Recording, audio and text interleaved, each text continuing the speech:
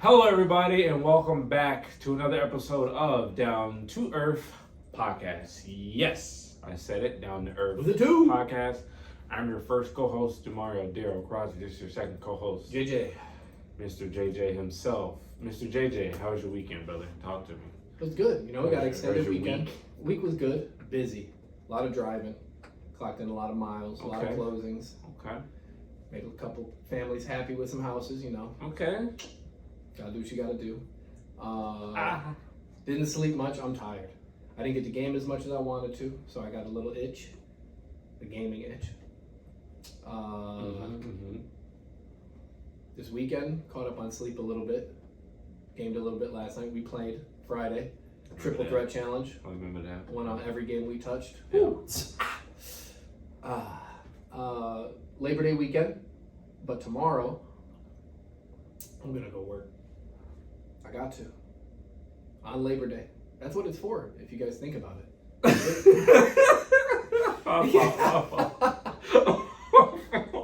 If you think about it. But go ahead, what you mean about that, bro? No, I would just mess around about that part, but no, it's like when you got so much to do and there's always people around and you're always getting phone calls and you're always getting emails and all that stuff. Mm-hmm. Sometimes you'll look forward to a day where you know you're not going to get any of that. So you can catch up. And the weekend I could treat like the normal weekend, and then Monday, it's like everybody's off. I can't get any emails. There won't be any phone calls. No distractions. Come into the office, throw some music on, and just grind for as long as I want. It won't even feel like work, but I'll be getting caught up with all the stuff that I need to get caught up with. Nice. Yeah, that was my week. It went by quick. I was just so busy every day. Yeah. Yeah. That's good, right? Yeah. That's good. Well, my week was good. Did a lot of going around buying some items to flip. Been doing a lot of studying. I got another 9 on one of my role plays. Whoa. So the goal is to get 2 more, and I'll be able to have that qualification to graduate. So we'll see about that. And other than that, I just been chilling, just trying to understand my eBay business more, and see if I can create a system that would get me to a good point every single month. Oh, you know what I found out? I don't think I told you this. I dived in and I just looked back at like the last 5. Dove in. There you go. I dove into the last like 5 months, and I looked up everything. I saw how much I average, how many items I sell per month on average, how many items, the average sell price of an item, just stuff like that, and trying to break all that down and all the good information. So it was good to see, and it was good to do that. So Like an overview of the business, pretty much. That's always good. Yeah, and just kind of trying to make one step forward every single time. So good week for me. Weekend was chill. Played some games. Chillax for a little bit. I went to a lot of estate sales. That's been like my biggest thing I've been doing. This weekend? For every weekend now. Yeah, I've been going. Me and my girl been going out and just trying to find wherever we can. You find them online, or you just drive around to She finds it online, and then we go drive. The hard part is because we stay up that Friday so late, and then trying to get up at 7 to get something. Man, it's this one dude, bro. Every weekend that we go, he's at every single one we go. Is he really? And he's so the he's doing person, hardcore. bro. He's fun. He's in it, bro. You gotta try to chat with him. Yeah. Hey, bro, I always see you here grinding, man. I appreciate you for what you do. I appreciate you. You got any pointers for what I could do maybe to get on your level? Get here. If I'm here at 7, you gotta be here at 6:30. If I'm here at 6:30, you gotta be here at 6. And that's what I think he do, bro. Like I think he get there like super early. Like it don't start till 9. I think he get there at 7. And I was thinking about it, just like seeing him, because what I realized is that when you go to those places, there's someone that makes up a list. Like the first person that gets there, write their name on the list, and then everybody start writing their name.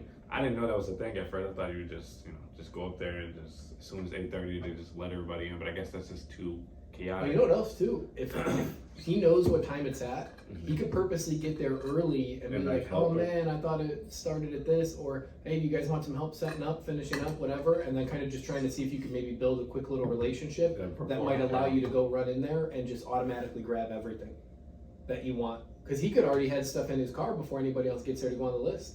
Yeah, it's very true. They had a bunch of video games and stuff, so they had 2 lines. They had a line just for the video games. Like a line of people? Yes, you had to get a ticket. And bro, they just dominated. Imagine who went first and what they got.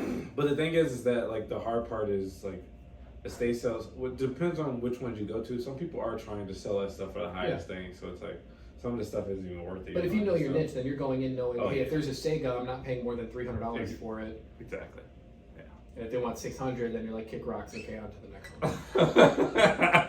Kick rocks. Yeah. But all right. So topic for today is taking for granted life life in general, and remembering that everyone is doing life for the first time. That was messy. It's all right. We're gonna say it one more time. Go ahead. Everyone is doing life for the first time, and I think that we take for granted everyone around us, from our parents, friends, even people we don't like and the reasons why we may not like them, all the way to your best of friends and your closest family members. Mm-hmm. You want to hop in? Oh, I didn't know you were done. I didn't think I was, but then my brain just kind of shut off for a second.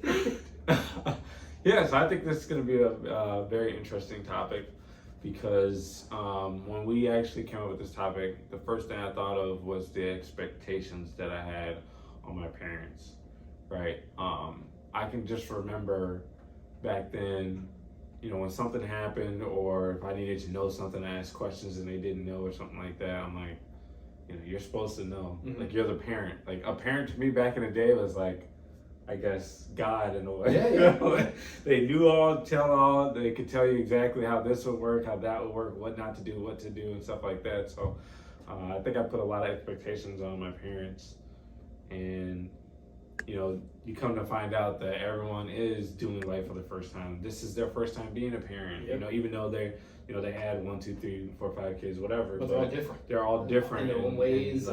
There's a bunch of different things that go into each one. So all of this stuff is being done for the first time.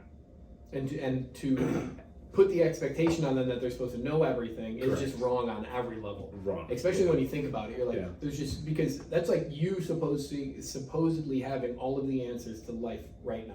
Yeah. Knowing how to parent a kid before you even have a kid. Yeah, which would be, that's not.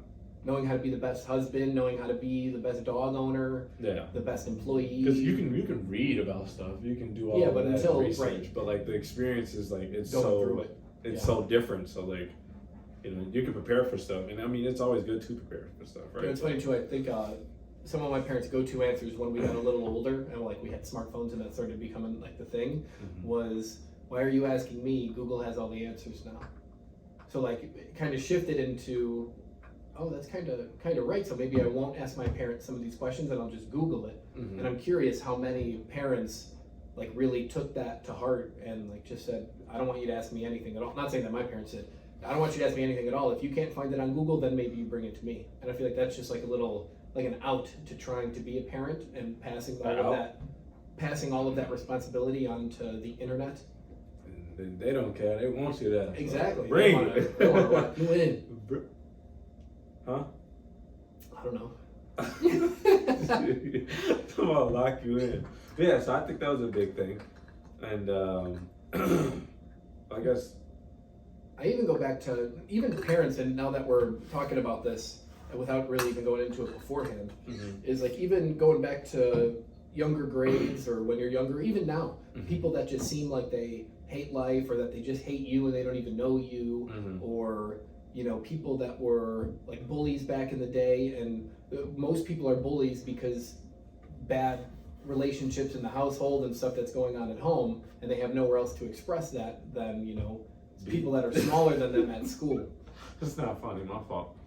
So like even going back to that, it's like you should feel bad for the bullies because they're the ones going through the worst part of life. They're the one kicking your ass. But they just don't have any way of expressing or getting help for what's going on in their life.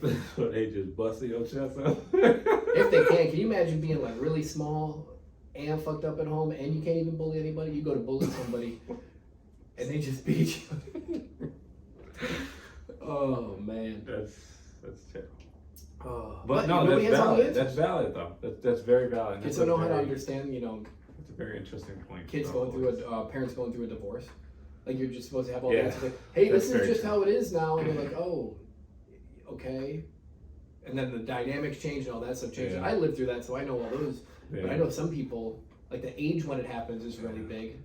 Like if you're 30, you might be like, damn, okay, I guess I have an understanding of life. But if you're 8, Where's mommy? Where's daddy? That's fucked up. That's not funny. That's terrible. But would you dive more into that though? Because like I don't have experience with that, like the parents divorce or whatever. But like it's kind of hard to go back and think about. No, not even that. Just like okay, let me just ask you this: like, was there a huge difference, or was it just like kind of like you personally was just like all right, like I get it. I was really young, so I didn't really understand it because that happened. What's like second grade. Okay. So it was more like, oh, I'm at a new school, and oh, I only see one parent every couple weeks, and then it just became everything to me. Just in the way my brain works, that's what I figured. It is what it is. Yeah, that's what. But even as a kid, it was like, oh, this is just a new way of doing things. Okay. Yeah.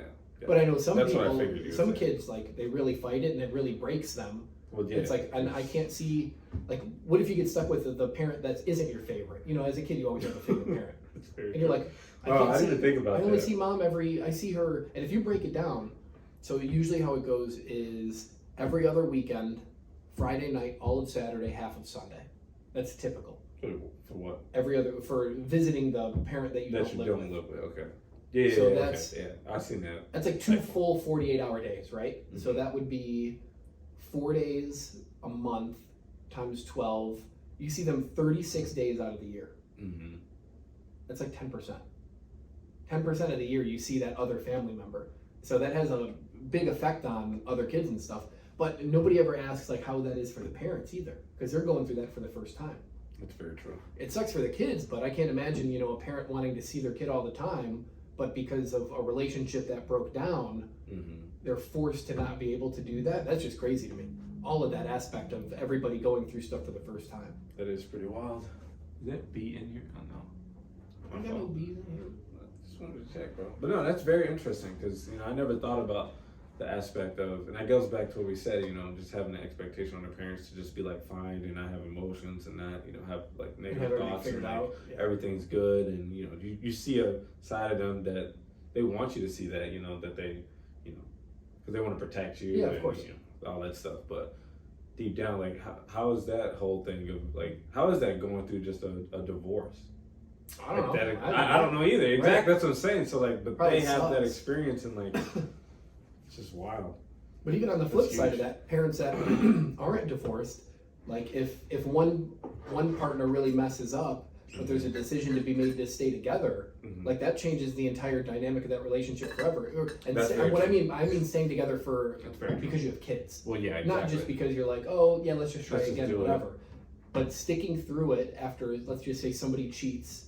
Somebody highly disrespects somebody, hurt somebody physically, whatever, but you're making that joint decision to stay together for the kids. Now the whole dynamic of those parents have changed because now they're living for those kids and going through, that aspect of it. Sleeping in the same bed as somebody you might hate just because you're trying to parent until that kid's old enough to go out into the real world on their own. I've seen that a couple times. Yeah. We're staying together till the kids are 18 no matter what. No matter what. You sleep with whoever you want to sleep with. I'll sleep with whoever I want to sleep with. Whatever. That's scary. You saying that a little bit. That's crazy. But then you just always end up back in the same bed. Like that's a dynamic that just doesn't work in my head. I don't know. But I couldn't have. That's why that couch out there. That couch out there. Let out couch. But you're still sharing the same shower. Somebody's doing the grocery shopping. Someone's doing the work around the house. Someone else is getting pounded. Somebody else getting smashed in your bed. That's not funny, man. Why would you? I'm sitting here fixing a door. Like, come on, man. Jeez. But that was more on the joking side. But, yeah, 100%. But you can bring up any aspect of anything in the world, and someone's going through it for the first time. Yeah. Whether it's divorce, whether jail. It's jail. I can't even imagine. That's all I was just thinking about. I'm like, damn, for the first time, jail. That'd be crazy. Like, especially if you didn't even do anything wrong. Like, someone comes up to me and hits me, and I hit him back in self-defense, but they die. And I got, like, a 30-day sentence. I'm like, I was just defending myself. Now my whole world changes. The only thing you got to rely on is what the movies taught you about jail. That's it. And I'm going and killing somebody else. just to establish. Okay, that dude is crazy. You finna get too hard. They finna jump your ass. No, but another thing that was a big topic I wanted to kind of talk about when we're saying everyone's doing life for the first time was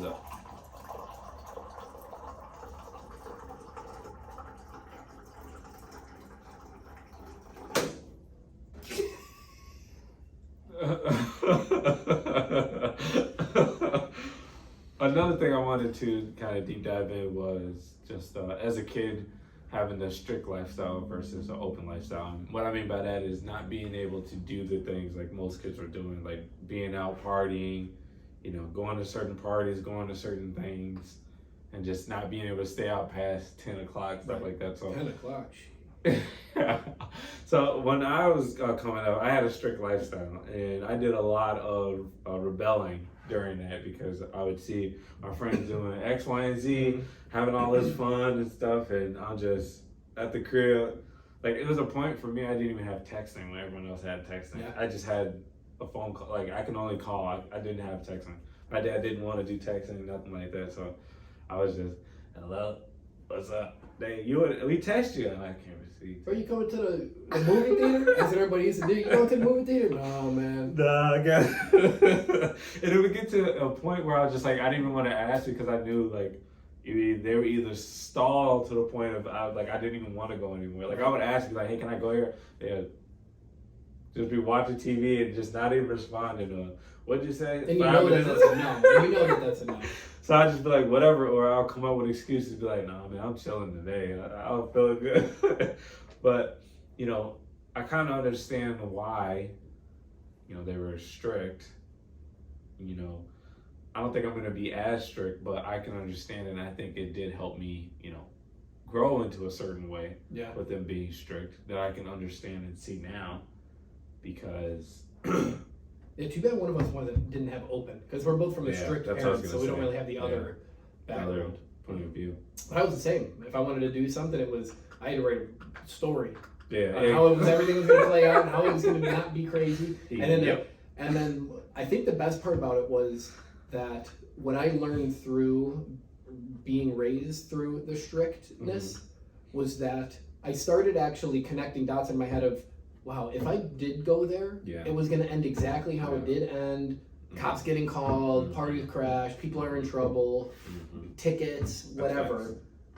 And maybe it would have been fun for a little bit, but then if you're just on the wrong side of the one getting caught not jumping over the fence or whatever, then you're answering for everybody else's nonsense.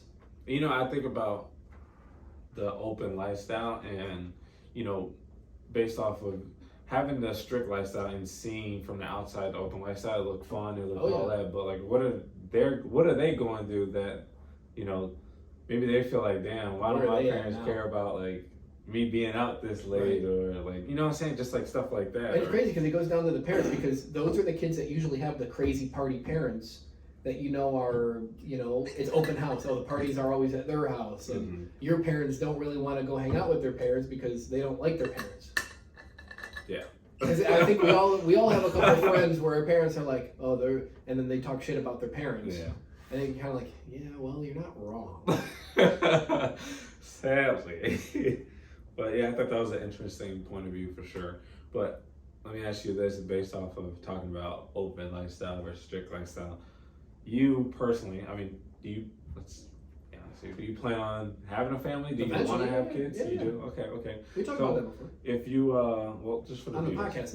Oh, okay. So just for you personally, how do you think, and you can't really speak 100% about it, but how do you want to plan on parenting your kids? Without diving too deep into the thought process of it, I'd probably say strict,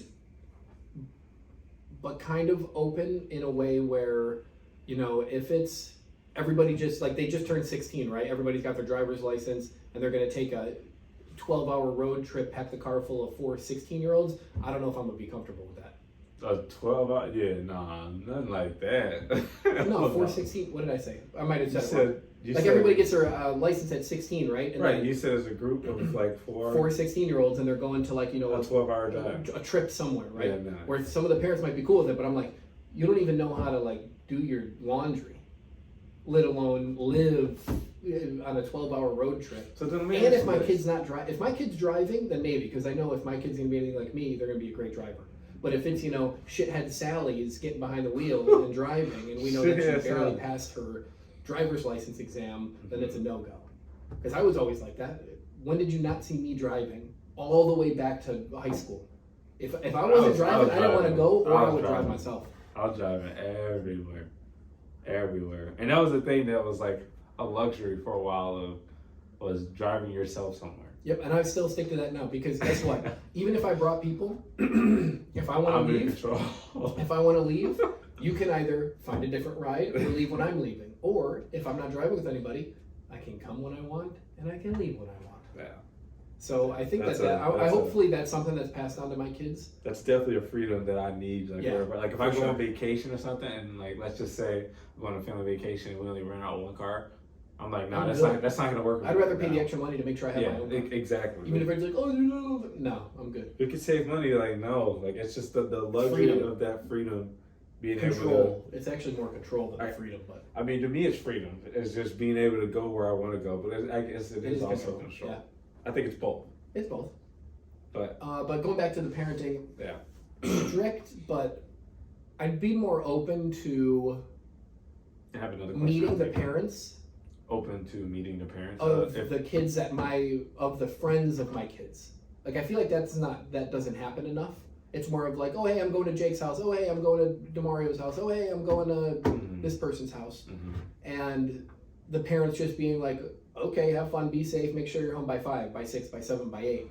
But I think with the level of strictness that I want to have and where I see myself as an adult and my cores, my values and all that stuff, I'd like to meet the person that's influencing the kids that are hanging out with my kids. Because remember, as a parent, you only get maybe 14, 15 years of being the main person influencing your kid, and then it shifts into the friend group for a while. So I'd like to know, well, how was your kid raised? Because I'm not going to be hanging out with your kid, but if I can meet the parents and see what do they do for a living, what do they do on the weekends, do they drink every time they get home, are they alcoholics, do they fight, are they still married, what kind of dynamic they have. So I think that's not even anything that I've heard of before. What? I know some parents just naturally get along at the basketball game, everybody's sitting together. Hey, exactly. But I'm talking about the closest 1, 2, 3, 4 friends that are always getting together all the time at a specific place. I want to meet the parents, even if I end up not liking them. That's not going to have any bearing on my hanging out with them. Yeah. It would be more of I have an understanding of what this child might do and how I can maybe include the opposite of that into my child to make better decisions when shit hits the fan. Oh, hey, let's go on top of the school that we know the cop sits in the back parking lot. Why don't we just go to the school where there isn't a cop and go on that roof? Why do you have to go to the one with the cop and even risk getting in trouble? Random stuff like that. Or, hey, I don't have my driver's license yet. Let's go to 7-Eleven. What? That just sounds stupid. Stuff like that. I could come up with extreme ones, but I'm trying to stay away from the extreme examples. He got them all in the notebook. I went like all the way down here. I'm like, I started up here. I'm like, no. Okay, yeah, let's go with the baseline. So then, let me ask you this question, right? And this is a thing that I thought about, right? So the situation was, let's just say a kid gets his driver's license for the first time, right? And he's drove around before. He doesn't have experience on the expressway or whatever, but he has drove around. He shows that he's trustworthy driver or whatever. But you told your son, you were like, hey, like you can drive wherever you want, but I just don't want you on the expressway yet. Like, just don't get on the expressway, right? Okay, keep going. Yeah. So let's just say that was your rule, and like, you came up with your reason why that was your rule, whatever. And I guess let me ask, like, why would you come up with that rule first?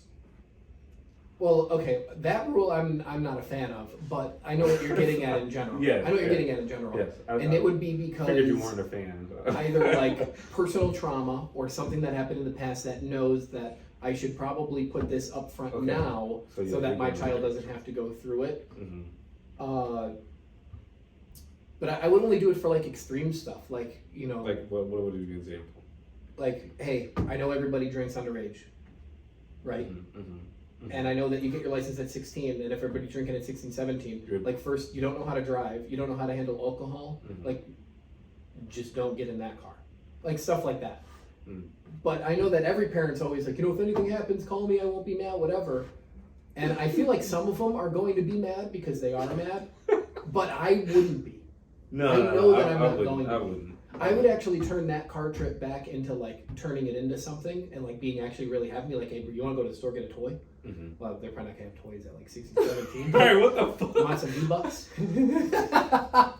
So then, here's my like ultimate question with me asking and putting that scenario and kind of laying that foundation is: do you think that parents can sometimes underestimate their child or like put barriers on them that they really don't need, or put barriers on them because it makes them feel more comfortable? Like, can you just kind of 100%, and it goes back to actually the original thing that we talked about is everybody doing life for the first time. Correct. I might be parenting for the first time, but I'll trick myself into saying, "Oh, I've been in your shoes. That's already happened to me back then." Trick yourself. But think about this now. Think about your parents when they were kids versus the kids now. It's very true. Technology, very different outside, dynamic. Very different. More safer neighborhoods for the majority of places. Yeah. You know, definitely, 100%. You have more tracking software. You know, you can get your kids a little smartwatch, always know where they're at. And I feel like with the advancement of technology, there's just more knowledge of the dumb shit to stay away from. Like that dude in the van. Like I feel like 4 and 5 year olds know that if a van pulls up and says, "Hey, you want some candy?" you're not going there. Yeah. And it's almost like something that's been passed down almost over so long that you don't even have to teach that, even though you do. Obviously. I was gonna say you still do because candy is. So you get in the van, that's crazy. No, I'm not. But I'm just saying, like, if you don't know. Right. And you know, V-Bucks. Exactly. That's all you thinking. So it's just like, all right.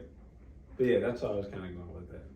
But yeah, only on like crazy stuff. Like the freeway thing, I plan on having my kid driving at like 12, 13, 14, just like my dad would take me to the cemetery when I was 9. And I'd sit on his lap and I would steer, and then when I got 12, then I would drive it. Yeah, that's how my dad used to, we used to go to my grandparents' house and I would sit in the seat. He'd have me drive and stuff. Yeah, exactly. So same thing. And that's why I'm such a good driver now. The same. No. Are we actually brothers? Wow. Brotherhood unite. But yeah, I guess I can see all of that. I like that though. I think those are very eye opening. I would only get mad with stupidity. Like blatant stupidity. Just like not even thinking, just going with the crowd type deal. Yeah, because I was never on that. Yeah. And that's something that I stay true like to now. Yeah. And it's funny, my parents will bring it up. Was even when I was a kid, when people like would come over and do whatever and see what I was in or see what everybody else was doing, I was never ever falling for peer pressure. Yeah. I wasn't even born with the ability to fall for peer pressure. And the one that my parents always bring up when they talk with people, I think this one's great, is on the baseball team, we made the playoffs. And we had the party at, one of the pizza place or something. No, one of the parents' houses that had the more open. Okay. Come here, do whatever you want, have a party. Parents are drinking in the back. There's pool, and whatever, all that stuff, right? And everybody on the team took turns. They were like, you know what? It's for good luck. We're shaving our heads. How many kids were on the team? 14, 15, 16 kids on the team. And one by one, they went in that chair, took the razors, got chopped off. I'm like, you got me fucked up. I'm good. And I stuck to everybody, even the parents, bro, and not my parents, all the other parents are like, oh, come on, Jeremy, and like trying to spit their reasoning as, it's good luck, just do it, your hair's gonna grow back, this, and that. And I was just sitting there, and then I got to the point where the parents kept doing it, so my parents were kind of like, he doesn't want to do it, just leave him alone. Right, what are y'all on right now? So then they tried like getting me in the chair, and I fought tooth and nail, bro. I was like, this ain't gonna happen. They grabbed you? Jokingly put me in the chair, but they weren't going to actually shave the hair off. But they did grab me and put me in the chair, and I was like, that's when everybody was like, okay. I wasn't, no, not like that. But that's one of the key times I can think of in my head of not falling for peer pressure, when literally everybody else that was there, even the grown adults were all in on it.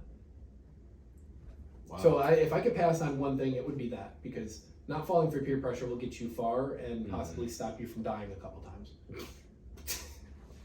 Facts, though. A couple times. Hey, dude, let's take a couple shots and see who could drive the farthest. Like, that's some dumb dickhead shit. And low key, like, it is dumb, but that's the shit that like kids do for fun, just like anything.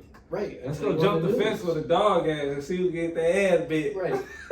And then that's just one day the dog don't want to stop biting and you tore up in the backyard. What are these little kids gonna go out and go jump back in there? No, they're just gonna run home. That's that shit. Where he at? I don't fucking know. But yeah. Or let's not wear goggles and have a Roman candle fight, and then now somebody's blind. I can think of more extreme ones, but I'm gonna stay off those. Yeah, figure. What about you? How do you plan on parenting? I would say definitely kind of both, right? Kind of want to be both. I definitely need to be strict at sometimes just to get a point across that, you know, you don't need to always go and do stuff, you know, that everyone else is doing. You don't always need to follow. I think that's one big thing that I would like to instill in my kid as well, is just not being a follower. And don't get me wrong, like you have to be a follower sometimes, you know, to learn how to be a good leader, etc. Stuff like that. I get all that, but I would definitely install that. I would want a more open communication, like relationship with my child. Being able to like, just whatever I want, just talk to him, be like, hey, listen, like this is the reason why like you're not going. I know you probably won't understand it, whatever, but I'm still gonna at least give you that information and be like, hey, like maybe later down the line you'll understand, or you're, you know, like let's just say get to 15, he like out of nowhere just has a subconscious thought of that conversation that we had. You know, I just want a very, very close relationship with my kids of, you know, communicating and, you know, being able to not let my fears or like my barriers hold them back from a lot of stuff. And have those tough conversations. Yeah, like that's what I really want to do, is those tough conversations for sure. Like I want a thing called like open, like I have a thing set. Almost like a parent best friend. Yeah, it's like 30 minutes to say whatever you want. I'm not gonna get upset or anything, but you got 30 minutes. You a dog shit ass parent. Fuck you. Like it would never get to that moment. You never know. It'd be like, well, there's rules. Don't talk to me like you're an idiot. So it's not free. Oh, it's free. I'm gonna hear everything. 30 minutes. That's how I said, tops. After that, you gonna hear what I got to say. First of all. But no, yeah, I think that's how I would want to. And, you know, I think a very big part is, you know, when you're with that significant other that you're with is, you know, because you're gonna have to cooperate and, you know, come to a lot of, you know, agreements on things. So I don't know. I think it's just a different ball game, honestly. And it's crazy because guess what? You're going to be doing it for the first time. But you're going to be, you know, you might be 35, 40. Don't matter. But it's going to be for the first time. And you can read any amount of books, watch any YouTube videos, go through how your parents did it, the other parents do it. You know, even one of your closest friends might have kids and they've already gone through like, oh, dude, just wait. And you know what I hate hearing when I'm at work and at closings and people talking? Oh, just wait till they're 6, or wait till they're 8. Yeah, no, just because your child blew up at 8 doesn't mean my kid's going to go down the same route. And you know, another thing that like I care so little about opinions that it just pisses me off even more. Because other people should know that you don't care about their opinions, so just shut up. I think that's just that small talk thing that people try to do, and that's a little hard for me sometimes. That small talk. Yeah. Just be like, all right. But sometimes I can do it though. Depends on who it is. But, you know.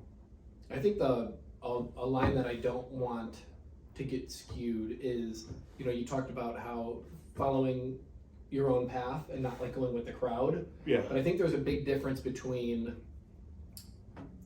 peer pressure for something that may not be a well-educated decision and being adaptable of all you want to do on Memorial Day weekend or Labor Day weekend with your friends. You really want to go to Six Flags. You really want to go to Six Flags, but you get outvoted and everybody wants to go to Wisconsin Dells.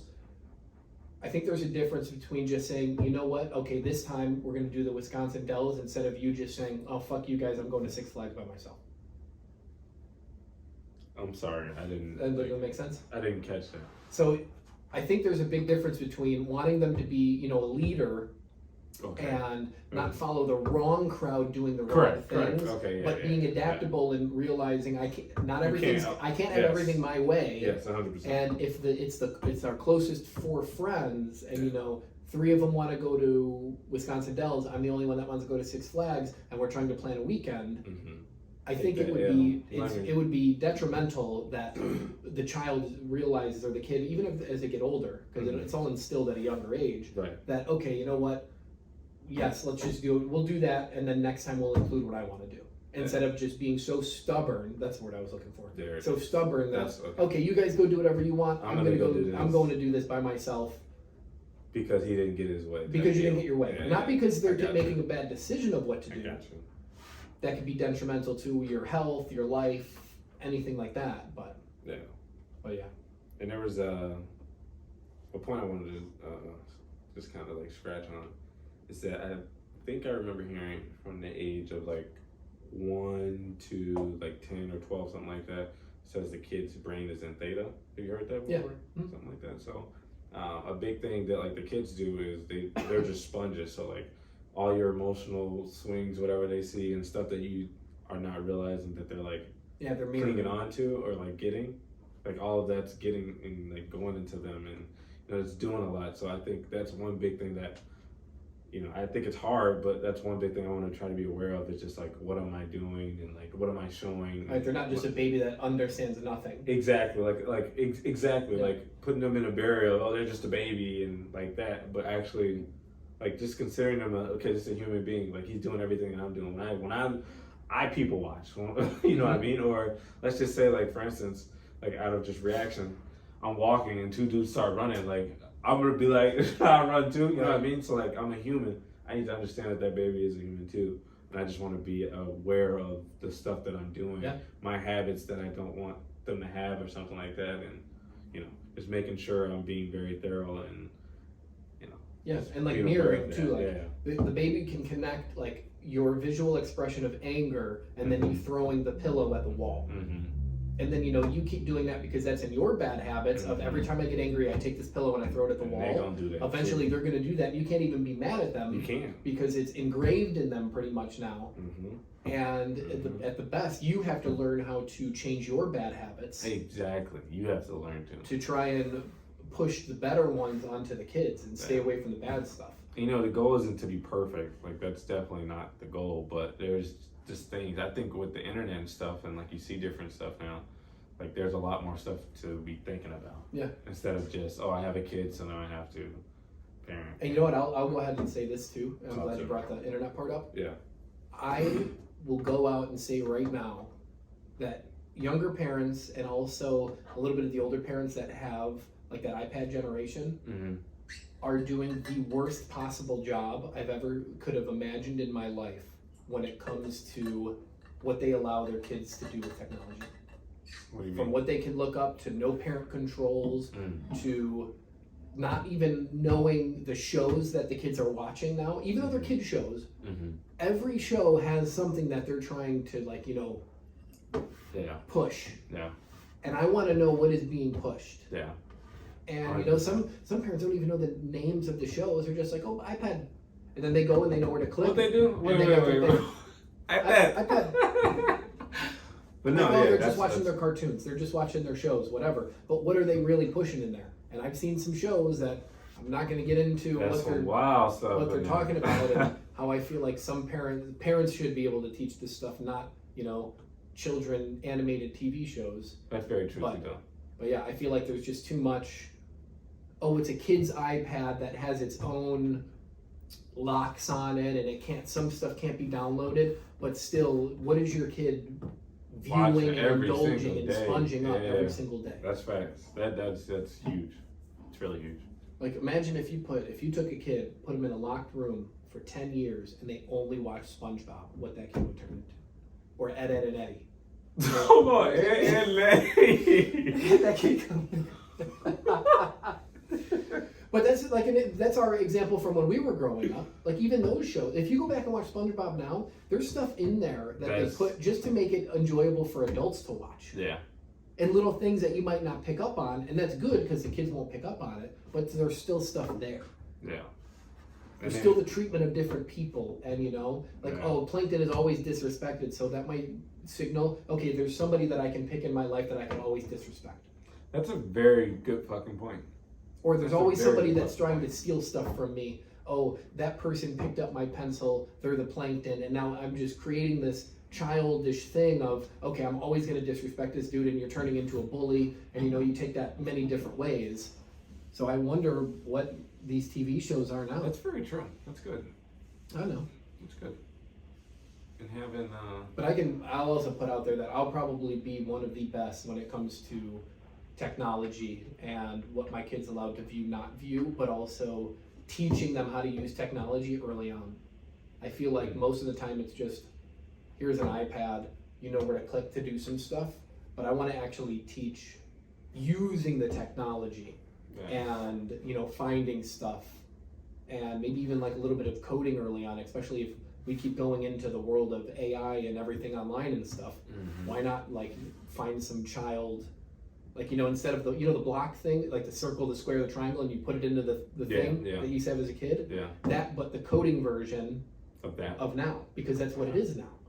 Back then it was all about, you know, trades and putting stuff where it fits and fixing stuff and all that stuff, but now it's more of that, but in the computer world, in the digital world. So yeah, I got some ideas. I saw a business on Shark Tank that was like that they teach kids how to code and shit. Coding like Dojo? Maybe, I don't know. They have them everywhere. I don't know what it's called, but that's probably. You can sign your kids up really young. And that's something decent to have something to do. For sure. Like to be honest. One thing I can't wait for though is because you know I didn't really I can't wait to show my kids Resident Evil. Well, no, I'm not saying that. I mean, I am, but I'm not saying all that. But you know what? That's even a good funny thing to bring up. Like my dad played Resident Evil. Yeah. And like that's literally the only reason I'm aware of that, and like I love it so much because it was so deep ingrained. That's what when you were a kid. Yeah. Yes. Yeah. I like that. Yes. Yeah, I got introduced to gaming from my dad on Sega. Golf. Dude, he played shit Golf and cheeky boys. Cheeky boys, huh? But yeah, any last remarks or anything before we wrap it up? No. All right, listen, thank you guys for tuning in. Thank you guys for commenting, sharing, liking, and just, you know, being here with us, seeing us grow during this podcast. We really appreciate it. Like, subscribe, comment. If you Raise your kids better. Raise your kids better. I'm not saying that, you know, we know everything, but... I know everything. I'm just kidding. No. Stand on your shit. Stand on your... I'm just a human just like the rest of us going through this for the first time. That's what I'm talking about. You guys take it easy. Have a nice week. Happy Memorial Day. Happy Labor Day. Labor Day. Happy Labor Day. And we'll see you guys next week. Peace.